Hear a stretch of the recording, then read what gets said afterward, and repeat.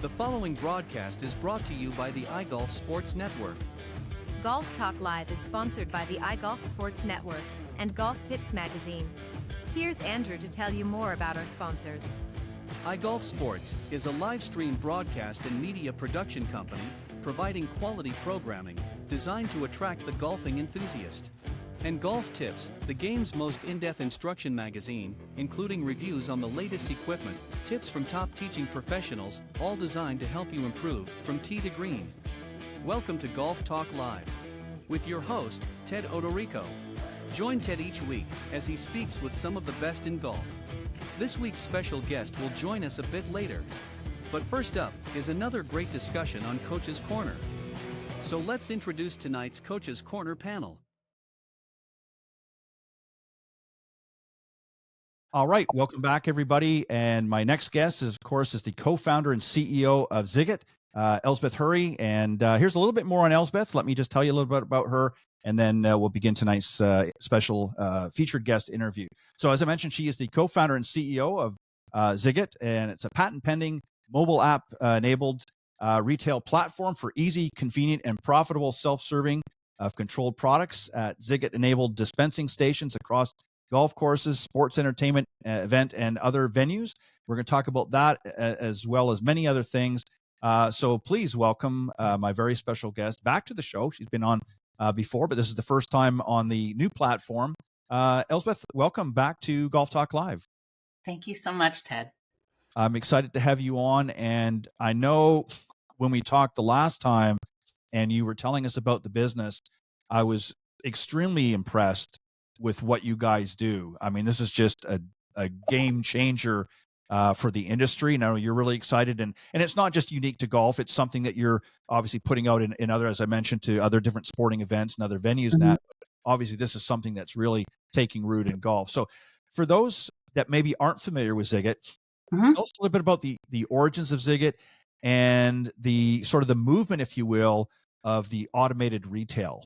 Sure. Yeah. I mean, I guess the origins, my co-founder, John, he's a perpetual ideator. He's always coming up with patents and observing things that aren't as obvious to other people. But especially during COVID, I think we all saw kind of a rapid acceleration of, more self-service demand, more automation, in some of that. So that definitely happened. And especially in spaces where staffing is limited, that becomes an even bigger issue. So I think that's really what kind of brought him to this idea of a self-service platform that can enable almost any type of hardware to create automation for controlled items, things like alcohol and Sure. even pharmaceuticals theoretically. But it really allows for more secure, seamless transactions in a compliant way. And random places like golf courses. It doesn't need Wi-Fi. So it's a very mobile solution since it's app-based. So let's talk a little bit about the technology, the Zigit technology, how it actually works, and so walk us through a scenario, if would be probably the best way to do it. So if I'm at the golf course, I'm playing with my foursome, what is it I need to do initially to be able to utilize and to access Zigit? How does it? Am I downloading an app? That sort of thing. Walk us through the process, and then explain how the technology sort of works, if you will, and what's going to happen. So just sort of walk through that scenario. Yeah, the very first time you want to use Zigit, you do have to download the app. It's free. It's on the App Store, Google Play Store, Zigit.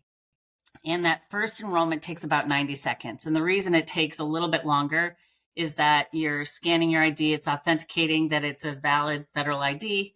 Sure. You're scanning your face. It creates a face hash that gets stored on your phone. And that's what's used when you run into a Zigit-enabled station. As I mentioned, we're pretty much hardware agnostic. So when you're on a golf course, let's say, there could be a dispensing station at hole 7. And then if you're already enrolled, you just scan the box. It'll pop up a menu of what's in there. You select what you want. Every time you buy something, if it's alcoholic, it will make you take a selfie. If you're under 18, it won't. It won't even ask you to enroll if you're just ordering Gatorade. But it'll make you take a selfie, and then it'll dispense your products. So it takes about 30 seconds to get a drink. Wow. I mean, That's incredible because, and I don't want to dismiss the young cart girls that drive around, but even they're not that quick. So, Right. by the time this is a great thing. And now, and these are the dispensing stations, if you will. Hmm. Um, they're placed not just in one location, they've out through various holes. So typically what has been sort of the trend from what you've done so far? I mean, obviously you might have Yeah. some when you're first, coming up and they're available. Typically, what has the golf courses done from your experience? Yeah, I mean, really, one of the biggest advantages of the system is guest experience. Yes, it drives profitability and things, but it is guest experience because I don't, no matter how good you are with golf, you can't be everywhere at once if you're in a beer cart. It's just not Right. possible. Right. And so it's really a synergistic technology to beer carts. So it's in addition to, and because of that, the best places that we've seen so far that tend to do the best are near restrooms, maybe on the first nine and the back nine, on driving ranges, if there's no cart service over there. So it's usually those sorts of places. On course and driving range tend to be where we see the most activity. We also see it at, some people have athletic clubs or something like that, where again, they don't have any sort of service. So it augments a beer cart. And strangely, and maybe not so strangely, we found over time that when we place these, it actually drives up beer cart sales as well. So the added convenience is driving just more overall satisfaction, a more free flow of purchase, and it really uplifts beer carts as well. And I want you to touch on a little bit too about Zigit, how you entered the golf, market, if you will. Mhm. And obviously, you've touched on a little bit at some of the benefits, obviously for golfers, but also for Mhm. the golf courses. How are they benefiting, and how are they able to monitor the Mhm. process? Are they able to see when things are getting low and that sort of thing? Maybe you could walk through that a little bit too, if you wouldn't mind. Yeah, I mean, it's really set up as a compliance aid and efficiency platform. So it's all catered by location. So it's app based. You can access it through an iPad, through an iPhone, or through a laptop or a computer if you're the retailer. Right. But you can set everything up so that you have real time inventory if you're the retailer. You always know you can set up alerts so that your beer cart will get an alert if slot 7 has gone below a certain amount, you need Right. more ultras or whatever it might be. So it's very practical. And most of the hardware that's used hold a large number of items. So you really don't have to refill it very often on a golf course. Other things that I think are really suitable or valuable for the retailers is they can really customize it. So again, a lot of people will set a limit of how many drinks somebody can get over the round. You can also add in drinks if you're doing a tournament, and you're giving two free drinks as part of that tournament. You can set it up so that each person that's registered or signed up for the tournament can get their two free drinks through the machine. So it's very, very customizable, which I think is important for the retailers.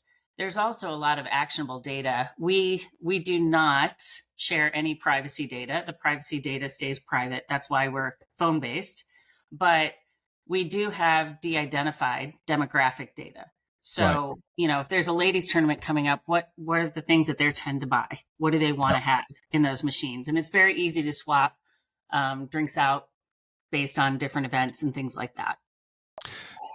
Talk about, if you wouldn't mind too, when you've touched on when the I'm sorry, I'm trying to catch my thought here. That's okay. The dispensing unit, if a certain area is getting low, obviously they have the ability to restock or what have you. So that's giving them a lot of valuable information in real time. Mm-hmm. But you mentioned something, and I want you to just sort of explain for those maybe out there that are not as tech savvy. You mentioned that Mm-hmm. it doesn't require Wi-Fi, so it's app based. And that, how is it communicating? If it's purely app based, it's going over cell phone data. Is that the idea? Then essentially what it's That's doing? right. Okay. You need about the same amount of cell signal that you would have to send a text. And so usually if there's a remote course, we can do a walkthrough and measure the cell signal. If the cell signal isn't very good at that restroom, you can put a booster that will boost for the 5 feet around it, which is more than enough. And that's part of what makes it more flexible. Since it only needs standard power and really nothing else, it means that, one, you can move it from place to place. Two, you can put it in remote places where otherwise you wouldn't probably be able to have service. And, it's really kind of it's an add-on for F&B service, but it's also a little bit of a F&B insurance policy in the sense that, you've always got a reliable kind of dispensing partner right there at hole 7. And the golfers learn to know that no matter what, I can get something at 7 or whatever it is. So it kind of adds that extra convenience for people. And I would imagine because of the ease of use and the way it's set up through cell systems, is if somebody is, let's say, on hole 2 or 3, and they're thinking, by the time I get to hole 9, I'm going to feel like refreshment, they can go ahead and actually order that ahead of time. How far in advance can they order that? And because, obviously you get your timing. And how does that work? How does that process work? Is the drink waiting for them? What happens?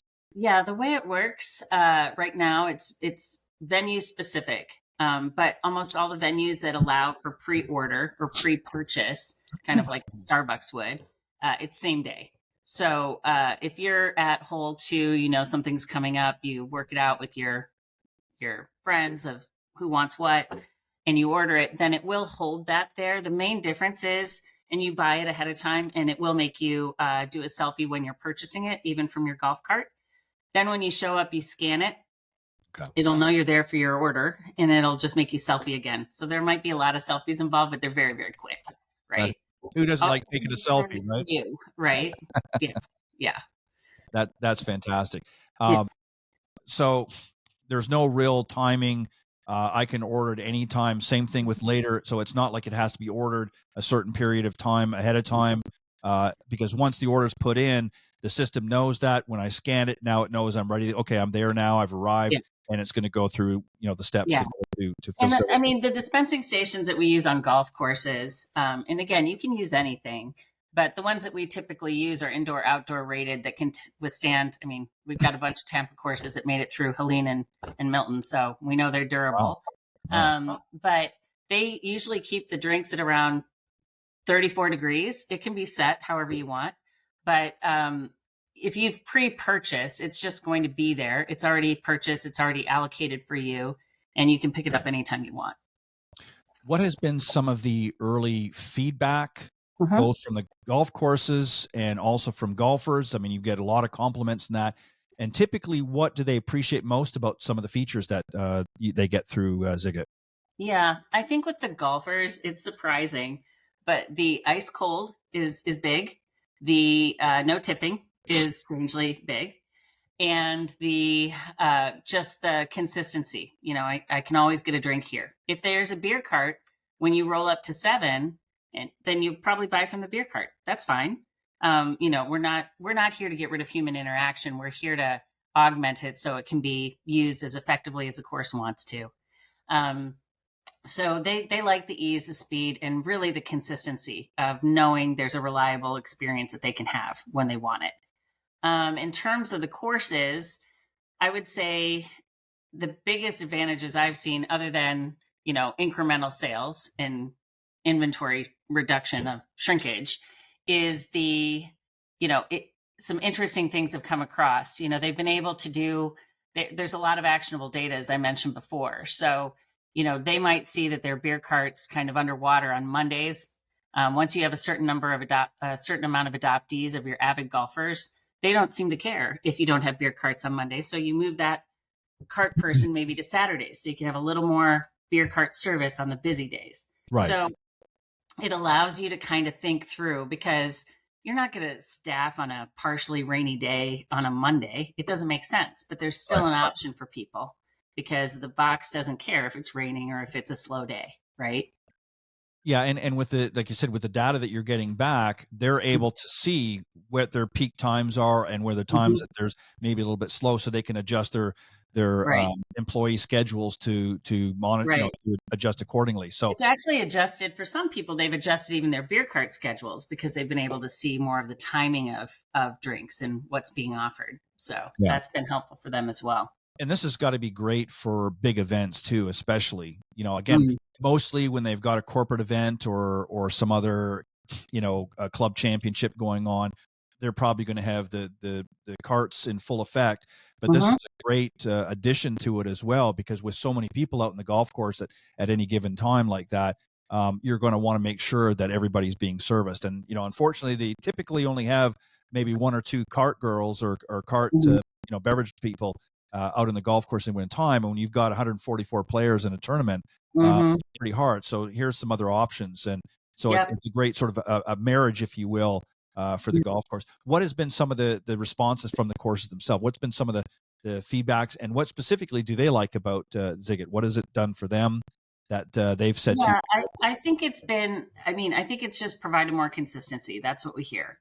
So it's elevated guest experience.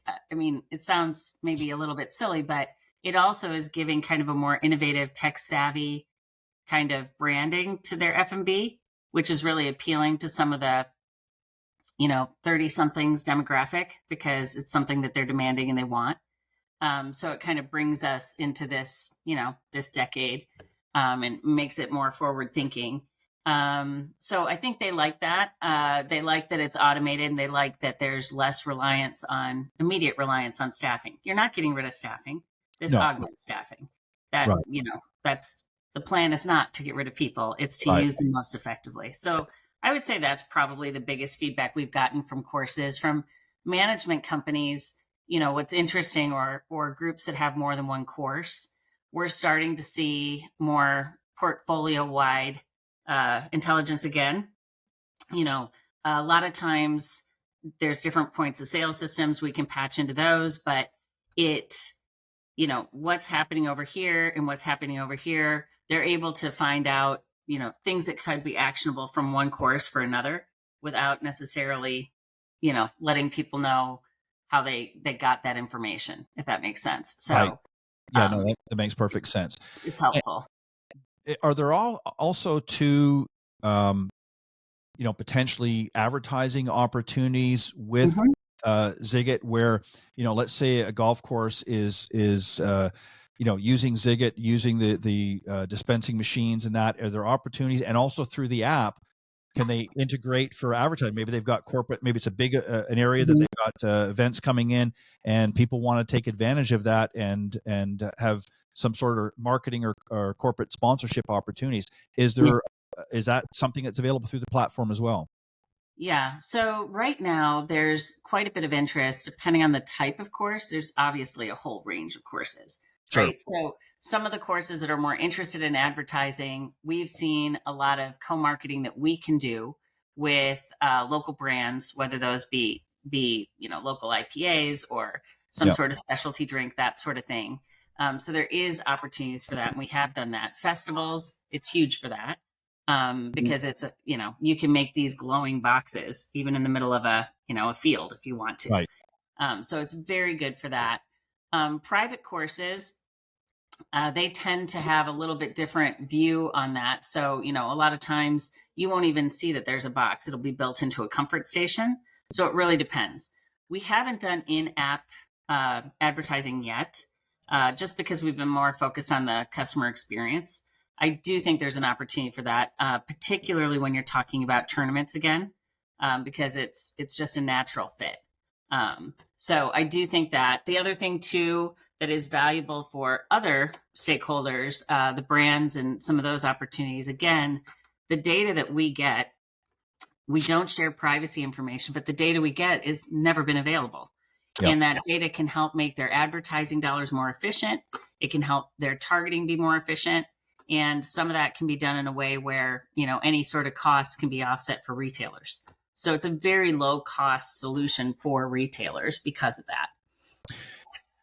Let's just touch a little bit, if you wouldn't mind, a little bit more with the experience for the golfer. So in addition to being able to obviously order a drink or what have you, and obviously as they process that order, is the app itself generating a receipt? Is that going to an email, or how is that done? Because obviously it's not typical point of sale where they can get a paper receipt. So are they getting some sort of a confirmation of that order And where does that go? Is it a text or is it either or? They have the option. It's an app-based platform. So when you go in the app, if you want to see your order history, you can. If Okay. you want that emailed to yourself, you can. Each course might have a different retailer. Pretty much every course does, right? Sure. So Yeah. we're not the retailer of anything. We're the platform. But if you are at one course in Tampa and you have something on this day and then another course in Tampa on another day, you can just scroll through, find the order receipt that you want, have it emailed or whatever you want to do. So it's all available there, kind of at your fingertips if they need that. So Yeah, and that's great because again, people can monitor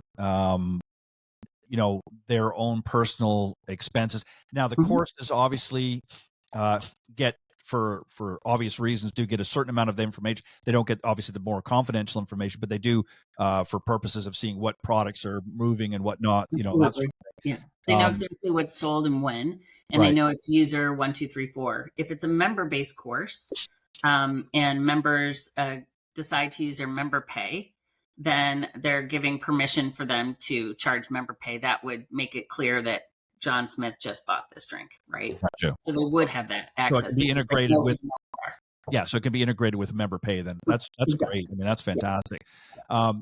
So we touched on the very beginning. I mentioned when I was doing the introduction that obviously this is going to be not just in golf courses, but other sporting events and other things. So what are some of the other industries that Zigit will apply short and longer term? What are some of the other things that you're currently in besides golf? And what is your sort of vision as you move forward? Yeah, we're actively expanding into resorts and festivals, outdoor events, and we have already some arenas and music venues and things like that. But really, we're focused as a strategy, at least initially, because we're new and we're small. But we're focused on these places that might have, traditional staffing models aren't really practical, right? Or you have location issues. Like think about an amphitheater where it's just not that easy to drop, a whole new concession area at the end of that field or whatever it might be. Right. So we're really focused on that. Since we're a very low capital, we can layer on almost any type of capital infrastructure. We can go almost anywhere. So we're focused on those things, pop-up venues and the like. But we also, the IP also has applications, and this is, we're looking at separate things for this, but there is applications for RX and other things in the future. We're really focused right now on primarily golf. And then we, again, as I mentioned, airports, resorts, some of these other things, which are nice complements. Yeah, that sounds great. So let's just touch a little bit, if you wouldn't mind, on we understand that when they're placing the order, it's communicating with the dispensing unit and that. What goes on? Because you're not providing, or are you providing the dispensing unit itself? Is that something that's coming through a supplier that you're working with that's partnered with you guys? In other words, is it a special machine that's required, or is it something that can be adapted onto an existing dispensing? Yeah, it's both, I guess. Okay. We're not a hardware manufacturer or seller. This is not our core business. That being said, we do see ourselves as, service plus in everything, right? So if you have hardware, we have a controller about the size of a cell phone that patches into the MDB board, which basically takes over the brain of whatever hardware you're using, right? And it makes it so that it directly is controlled by the phone, the smartphone. So we will help source that. We are working with a variety of hardware providers, though. And we're largely outsourcing a lot of that. So regional based hardware suppliers, so that if anything were to happen, these things are pretty robust, but if anything needs to be fixed, that way it's easy to fix it, that sort of thing. So we are all about, really, we've spent the last year working in golf, and it's really starting to accelerate. And we are really stepping into a lot more targeted partnerships and collaborations, because we're not going to be everything for everybody. There's already people out there. Yeah. So we're doing the same thing on the hardware side, finding the best partners to be able to provide things. However, to your question before, if you already have some sort of dispensing style, vending style hardware, we can work with that too. Yeah, see, I like that. That's really makes it interesting, is because if somebody has that hardware already, you Mm-hmm. have the ability to integrate. Especially, I mean, obviously, if they're dealing with machinery that's 20 years old, I mean, that's obviously a whole different thing. But most of the courses have kept things pretty up to date. So if you've got an existing golf course that has hardware, and you come along and say, hey, we can automate this in a better way for you, that's going to bring you more Mm-hmm. revenue, and so on and so forth. I like the fact that you are able to very easily integrate with what they exist, so they don't have to go out and buy all new machinery necessarily, and go that route. And Yeah. that's a big foot in the door for you to be able to come along and say that. um, Yeah. It's you know very and, intentional, yeah, because we want to be the flexible system. The other thing too, since we are a compliance aid as well, it's very important, based off of all the research we've done, to be app based, because again, you wouldn't want any of your privacy information to sure. be stored or transmitted through hardware. It's too easy to hack. So if it's going through your phone, I guess if your phone got hacked and they could figure out the AI algorithms we have, maybe they could hack yours, but they couldn't hack your buddy. So I mean, it's a much better system for where privacy is going, and we want to be forward thinking as it relates to keeping up with privacy and where we think it's going to go. Yeah, and I think there's more and more safeguards coming out now anyways than, that was 10 years ago. I mean, the Mm-hmm. technology is just, um is what you're doing, has it already, and you'll understand when I ask this question, I have to Yeah. frame it a certain way, but uh is there a certain element of AI already adopted in what you're doing, or is it something that you see that's going to be integrated in the future moving forward? Yeah, I mean, it's definitely an AI system. When you're looking at authenticating IDs and things, it's all about data sets. Yeah, The greater the data set, the better the value, and the better the um, accuracy, right? sure. So we've been very intentional. We do not, by design, we're bringing everything together and we're making it a seamless service. And our IP is all around that. But we are not the person that authenticates the ID. And we are not the person that does the biometrics, because we've partnered instead with who we believe are the best partners there, that have the best data sets, that have the best history. So, for instance, for authentication, our authenticator does over 2.5 million authentications of federal IDs every day. Yeah. And our biometric authenticator does over 250 million biometric Wow. authentications a day. So with those data sets, their AI is so far superior to, a startup or a new group, just because they're ahead of it. They catch things before other people can. Yeah. And the effectiveness of that is incredible in terms of, I mean, it far surpasses any capability that a human would have in terms of verifying an ID. And we do catch fake IDs all the time. Oh, I'm sure. And especially on golf courses, Oh, yeah. it's been interesting for us, and I think for retailers, that's positive. One, we catch them. That's great. Mhm. It's not like we confiscate it, because you can enroll at your desk at home.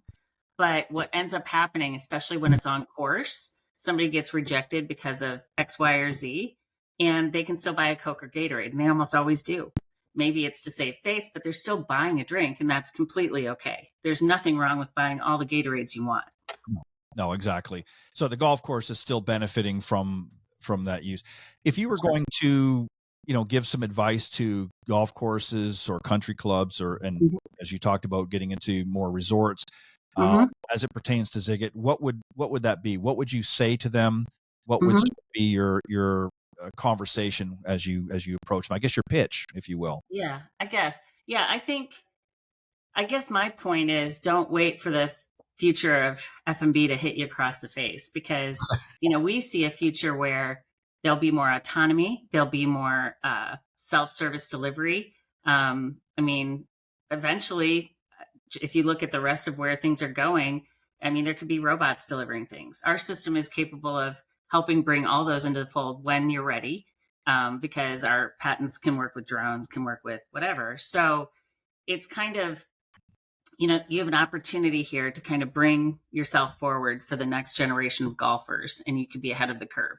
I think it helps your brand, it helps your guest experience, and a whole bunch of other things. So there's little to no cost to get started, because again, it's not an expensive Mm. upgrade on your system. and it can deliver immediate results, measurable results. And so I guess my encouragement is if you want to stick your toe in, then stick your toe in with one station. If you want to go with 3 stations, that's typical for an 18-hole course, then go with that. But yeah, I guess my advice would be there's really no reason to wait, and there's really no risk to starting. How do you set up if you're going to a brand new facility that doesn't have Zigit yet and is not using your platform? Typically, what is the process? How long does it take from walking in the door and saying, here, we've got this, we want you to try it, before you're able to integrate into what they currently have, or get things up and running? How quickly can you turn it around for them? Yeah, I mean, it's really quite fast. If the hardware is already available, Sure, which most probably do have it. Yeah, if the hardware is already available, then we simply need to know what drinks and get the system set up. We can do that from a distance.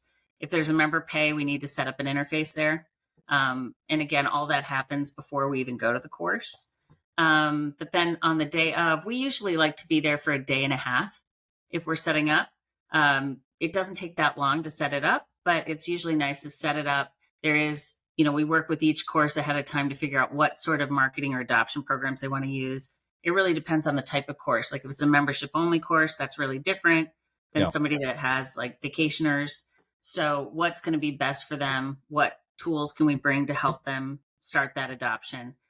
So we'll set up the hardware that first day, make sure that their staff understands how to use it, give them logins for their function. There's you can set up functions for people that are overseeing the whole system or somebody that's just stocking inventory, et cetera. And then we usually stick around for another half day just to, if our team can, they want to golf. That's always big. Sure. Yeah. And then they also want to kind of talk it up and make sure that they can get that day of golfers kind of underway and get them used to it.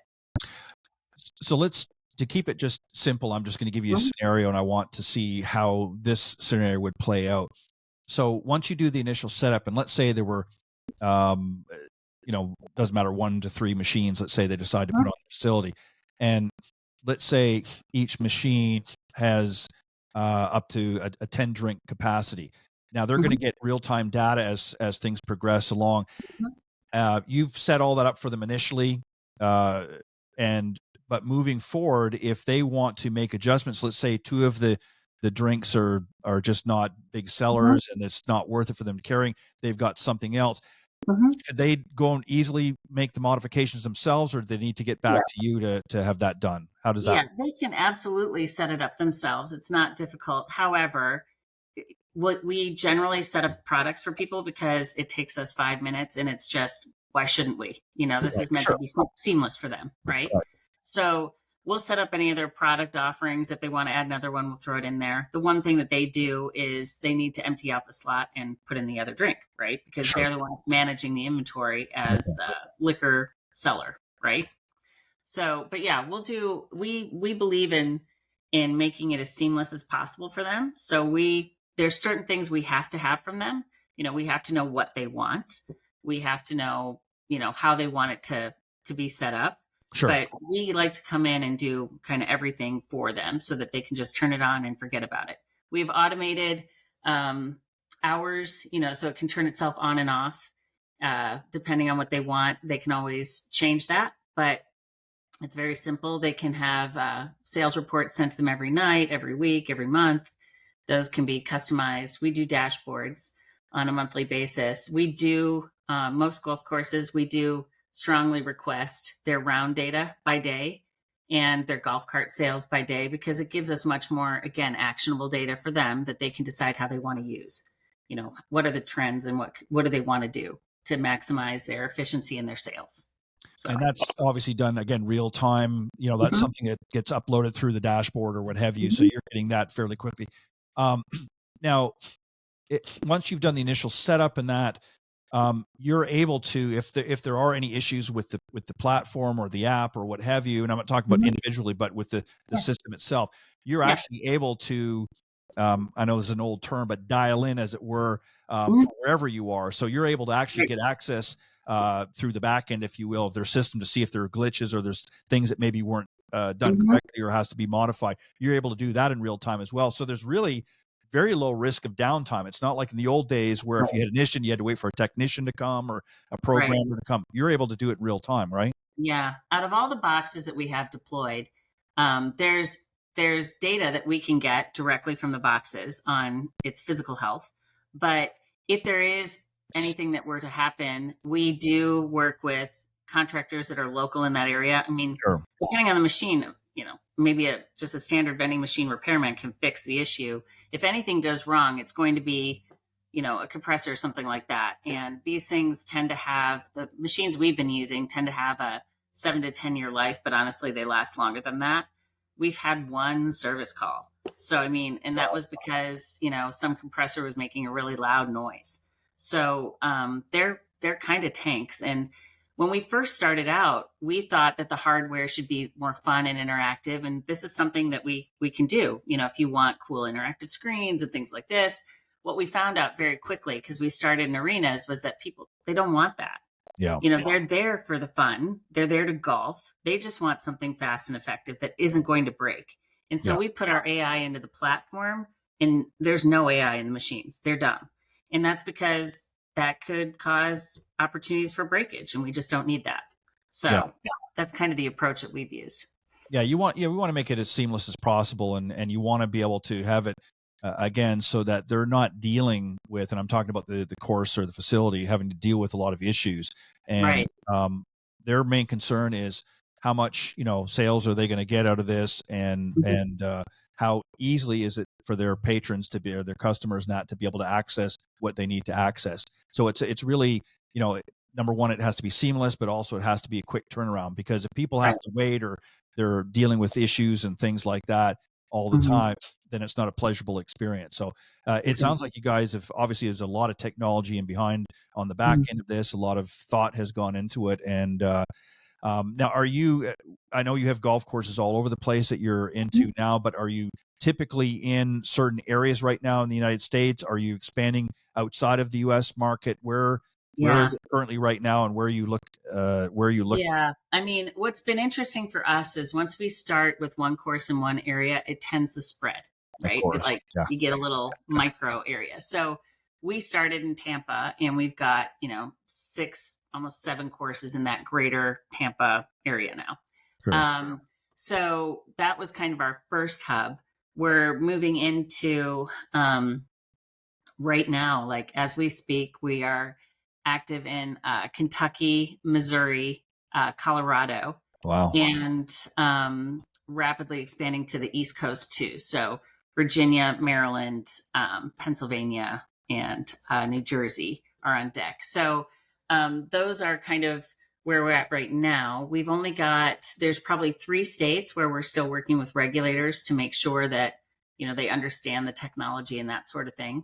But after we get to that point, then obviously we're open to expansion. We are actively working on California right now too, as far as some implementations. Those will probably happen late summer.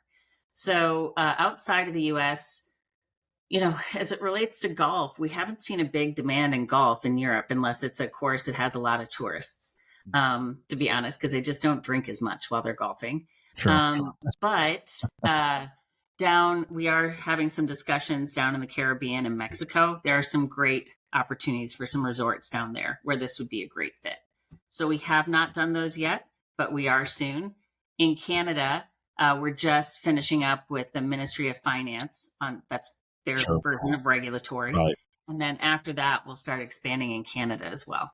Yeah, by the way, I'm Canadian, so I know exactly what you have to deal with up there. But it's a process. But I think, the support we've gotten and their collaboration has been excellent. So I think it's not a if, it's just a when. You just have to go through you have to go through all the red tape and all that stuff and that. So no, that's fantastic. So for those that are maybe interested in learning more from the course's perspective, and then just anybody in generally interested, is there a website they can go to and learn a little bit more about Zigit? What do they need to do? Yeah.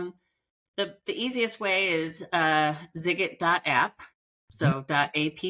That's our primary, web interface. info@zigit.app is always available if you want to ask any questions at all. And we'll put you in touch with the right person to answer the types of questions that you have. And as far as availability for the app, you said it's available through Google Play, and also I'm assuming for iPhone devices as well. So it's in both, Android and obviously iPhone. It's available. Yep. So Yeah, absolutely. And Google Pay, Apple Pay, I mean, pretty much all those options are in there too. perfect.